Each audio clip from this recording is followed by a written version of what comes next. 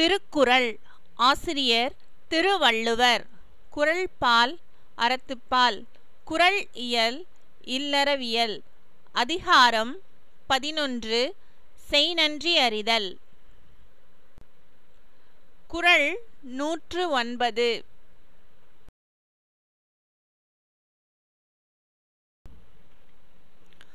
கொன்றன்ன இன்னா செய்யினும் அவர் செய்த ஒன்று நன்று உள்ளக்கெடும்.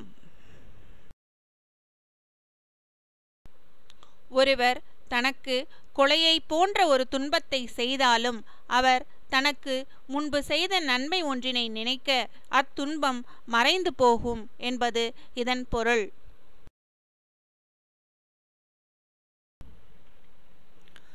கொன்றன்ன இன்னா செய்யினும் அவர் செய்த ஒன்று நன்று உள்ளக்கெடும். நன்றி.